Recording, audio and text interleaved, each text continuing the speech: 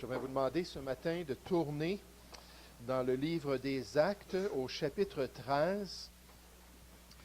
Le livre des Actes au chapitre 13. Le livre des Actes, c'est un livre qui est unique dans le Nouveau Testament, dans le sens qu'il nous donne des exemples de ce que les premiers chrétiens faisaient, ce que les chrétiens, sous la direction des apôtres, accomplissaient dans la volonté de Dieu. Souvent, lorsqu'on se pose une question sur un sujet ou une pratique qui est ambiguë, on peut se poser la question, oui, mais est-ce que le livre des Actes le montre? Est-ce qu'on en parle dans le livre des Actes? Juste récemment, quelqu'un me posait une question concernant le jeûne. Elle me demandait, est-ce que le Nouveau Testament enseigne, comme dans l'Ancien Testament, qu'il faut jeûner? Là, j'ai dit, bien, c'est certain qu'il n'y a aucune mention dans le livre des Actes des chrétiens qui jeûnaient, sauf à une exception. Lorsque l'apôtre Paul et Barnabas ont été mis de côté par l'Église pour s'en aller dans le ministère. Jamais est-ce qu'on nous parle du jeûne à part ça pour les chrétiens dans le livre des Actes. Des fois, on va se poser la question, oui, mais est-ce qu'à ce moment-là, c'est appuyé par les épîtres et les instructions données aux églises? Il n'y a aucune instruction dans les épîtres concernant le jeûne. Est-ce qu'un chrétien devrait jeûner? Moi, je trouve que c'est une bonne pratique. Et c'est bien de s'approcher de Dieu, de s'abstenir de confort physique, de s'abstenir de nourriture ou de sommeil. Si on veut passer du temps avec le Seigneur Jésus le faisait. Mais est-ce que c'est quelque chose qui est obligatoire? Certainement, dans le Nouveau Testament, on ne dit pas cela.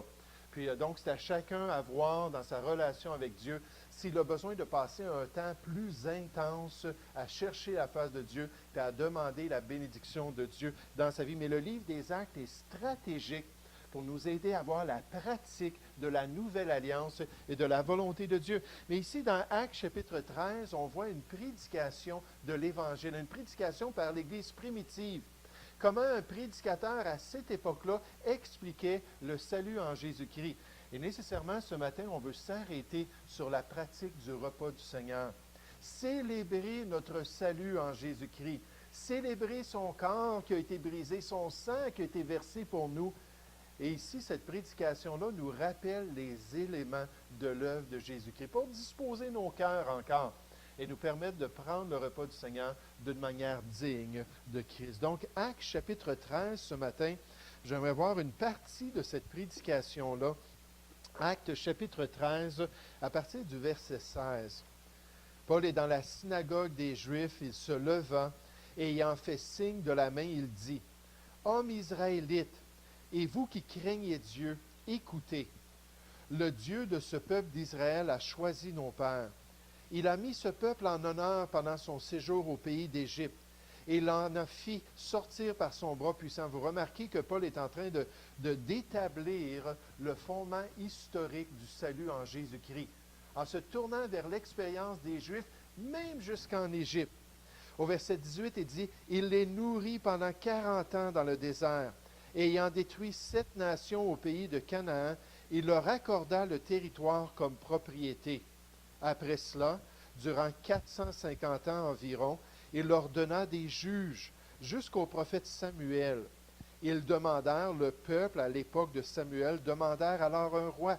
Et Dieu leur donna pendant 40 ans Saül, fils de Kis, fils de Kis, de la tribu de Benjamin. Puis, l'ayant rejeté, ce roi, il leur suscita pour roi David, auquel il rendit ce témoignage. J'ai trouvé David, fils d'Isaïe, homme selon mon cœur, qui accomplira toutes mes volontés. C'est de la postérité de David que Dieu, selon sa promesse, a suscité à Israël un sauveur.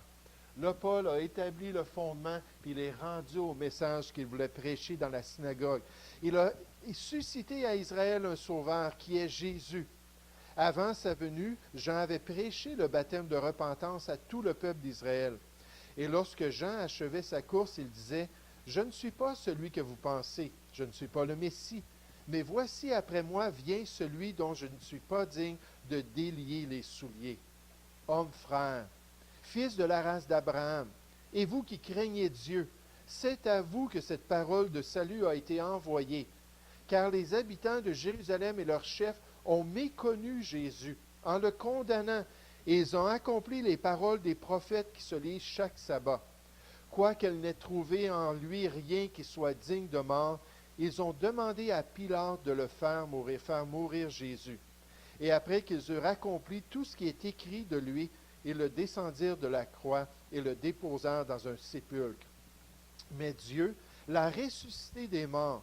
Il est apparu pendant plusieurs jours à ceux qui étaient montés avec lui de la Galilée à Jérusalem et qui sont maintenant ses témoins auprès du peuple, l'Église de Jésus-Christ. Et nous vous annonçons cette bonne nouvelle, que la promesse faite à nos pères, Dieu l'a accomplie pour nous, leurs enfants, en ressuscitant Jésus, selon ce qui est écrit dans le psaume 2e. Donc on voit que dans cette prédication-là, il cite à plusieurs reprises l'Ancien Testament pour appuyer devant le peuple juif les vérités de la Nouvelle Alliance. Tu es mon fils, je t'ai engendré aujourd'hui, en parlant de la résurrection de Jésus, je t'ai engendré aujourd'hui, qu'il ait ressuscité des morts de telle sorte qu'il ne retournait pas à la corruption. C'est ce qu'il a déclaré en disant, je vous donnerai les grâces saintes promises à David, ces grâces qui sont assurées. C'est pourquoi il dit encore ailleurs, tu ne permettras pas que ton sein voie la corruption. Or, David, après avoir servi son temps au dessein de Dieu, est mort et a été réuni à ses pairs, et il a vu la corruption. Mais celui que Dieu a ressuscité n'a pas vu la corruption. Sachez donc, hommes frères, que c'est par lui que le pardon des péchés vous est annoncé. Là, on voit vraiment l'application du message de l'Évangile. C'est par lui, Jésus, que le pardon des péchés vous est annoncé, et que quiconque croit est justifié par lui de toutes les choses dont vous ne pouviez être justifiés par la loi de Moïse. Ainsi, prenez garde. Puis là, je peux voir là, que Paul regardait les gens. Puis peut-être qu'il voyait l'attitude des gens dans la synagogue. Ainsi, prenez garde qu'il ne vous arrive ce qui est dit dans les prophètes. Voyez-vous les arrogants, les orgueilleux. Soyez étonnés et disparaissez. Il faut être humble pour être sauvé. Car je vais faire en vos jours une œuvre que vous ne croiriez pas si on vous la racontait. Le titre de mon message ce matin, c'est « Un sauveur pour Israël ». Un sauveur pour Israël. Dans cette prédication du 1er siècle, on voit l'apôtre Paul, un des apôtres de Christ, présenter ce message-là, mettre le fondement de l'histoire d'Israël pour ensuite prendre les promesses faites à David et appliquer ça à un de ses descendants. Et alors qu'on voit ce passage, on se rappelle que Jésus n'est pas seulement le sauveur promis pour Israël, mais il est le sauveur pour toutes les nations. Car Dieu a tant aimé le monde entier qu'il a donné Jésus afin que quiconque croit en lui ait la vie éternelle. J'aimerais regarder ce passage rapidement avec vous ce matin. Ensuite, j'aimerais qu'on puisse se tourner vers la pratique du repas du Seigneur. Et juste avant de le voir, j'aimerais qu'on puisse s'examiner un peu personnellement pour voir si nous, on a compris le message de l'Évangile. Vous savez, on peut venir à l'Église toute notre vie, être dans une famille chrétienne, avoir des amis qui sont chrétiens, puis pas avoir fait ce choix-là dans notre cœur. Puis alors qu'on va célébrer le repas du Seigneur, en le faisant, on est en train d'offenser Dieu. Parce qu'on ne s'est pas soumis à l'Évangile de Jésus-Christ. C'est pas assez de vouloir venir à l'Église, c'est pas assez de lire la Bible, c'est pas assez de décider d'être une servante du Seigneur puis de suivre les commandements de Dieu. Non, est-ce que tu t'es confié dans le salut que Dieu a offert pour toi? Est-ce que tu as accepté que tout est accompli pour que tu puisses recevoir ce cadeau gratuit-là dans tes vies? Et Dieu, aujourd'hui, est encore en train de travailler dans les cœurs. Il est encore en train de frapper à la porte pour dire « Hey, sois pas un arrogant, comme cette prophétie le dit, concernant ceux qui ne verraient pas la réalité du salut. Humilie-toi devant Dieu pour pouvoir rentrer dans son royaume selon sa volonté. » Nous allons prier ensemble. Père Céleste, merci, Père, pour ce texte des Écritures. Merci pour ce beau passage. Et Seigneur, merci pour cette réalité spirituelle qui est offerte non seulement à Israël, mais aussi, Seigneur, à toutes les nations, aux gentils, aux peuples, afin, Père, qu'ils puissent se tourner vers toi et avoir la vie. Puisses-tu nous aider à apprécier ce sacrifice qui nous permet d'être sauvés. Apprécier ces éléments ce matin qui nous rappellent le prix ultime, la douleur et la souffrance de notre Sauveur, pour nous aider à l'aimer de tout notre cœur et à le faire avec une bonne conscience. Et Seigneur, je te prie que ton Saint-Esprit puisse mettre le doigt sur le cœur qui n'a pas encore reçu Christ. Celui qui est peut-être impénitent ce matin, qui refuse de se repentir, et Seigneur, qui a besoin de se tourner vers toi. Accomplis ta volonté au milieu de nous, nous te prions, au nom du Seigneur Jésus. Amen. Mais donc, ce sauveur pour Israël, rapidement, remarquez que c'était le choix de Dieu pour Israël. Le choix de Dieu pour Israël. Ici, dans cette prédication, on apprend que dans les décrets de Dieu, puis dans la souveraineté de Dieu, Dieu avait choisi que ça allait être Jésus le Fils. Jésus, le Fils de l'homme qui allait venir, c'était lui qui a été élu dans les descendants de David pour devenir le Sauveur et le Messie d'Israël. C'est pour ça qu'une fois que Jésus s'est fait baptiser, une fois que le Saint-Esprit est descendu sous une forme de colombe, il y a une voix qui a déclaré aux yeux de tous et aux oreilles de tous, à cette époque-là, la volonté du Père. Ça nous dit, voici une voix fit entendre des cieux ces paroles, celui-ci est mon Fils bien-aimé, en qui j'ai mis toute mon affection.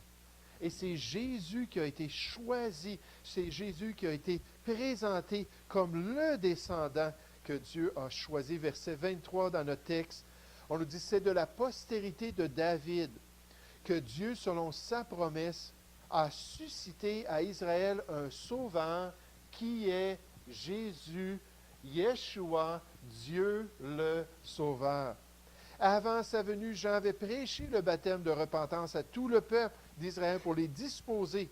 Et lorsque Jean avait achevé sa course, il disait, « Je ne suis pas celui que vous pensez, mais voici après moi vient celui dont je ne suis pas digne de délier les souliers. » Il faut comprendre qu'Israël a reçu ce témoignage au premier siècle. Dieu s'est manifesté d'une manière puissante dans le ministère du Seigneur Jésus et ensuite d'une manière puissante dans le ministère de son Église. Et l'Église apostolique a rendu le témoignage par leurs œuvres miraculeuses et aussi par leur prédication que c'est Jésus, le Messie, le Christ, qui a été établi comme leur Sauveur. Est-ce qu'on partage aux gens le nom de Jésus? Est-ce qu'on prêche Christ dans notre communauté? Est-ce qu'on encourage les gens à se tourner vers lui pour avoir la vie? Lorsqu'on fait du porte-à-porte, Maxime pourra rendre témoignage, j'ai toujours la même approche, à moins que ce soit exceptionnel. Je veux dire aux gens, bonjour, je m'appelle Jean, puis voici mon ami Maxime. On vient aux portes pour partager le message de Dieu, le message de la parole de Dieu. Là, des fois, il y en a qui vont rester là, puis vont dire, ah oui. Puis j'ai dit, oui, est-ce que vous avez déjà lu le message de Dieu, le message de la parole de Dieu? Puis là, ils vont réfléchir. Je veux dire, l'importance de lire la parole de Dieu, c'est de réaliser qu'il y a un sauveur qui a été choisi par Dieu. Et c'est Jésus qui a été envoyé pour venir nous délivrer. Puis là, je vais embarquer dans l'Évangile. Mais toujours se concentrer sur Jésus.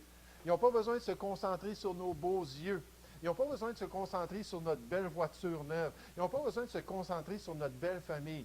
Non, on veut qu'ils se concentrent sur celui qui jamais va les désappointer. Celui qui est parfait, celui qu'ils peuvent chercher. Et Jésus dit, je ne mettrai pas dehors celui qui vient à moi. Ils ont besoin de comprendre cette relation privilégiée avec Jésus-Christ dans le plan de Dieu. Mais Israël a compris ça. Israël a été confronté avec cette réalité. Mais Paul n'hésite pas de souligner qu'ils ont rejeté.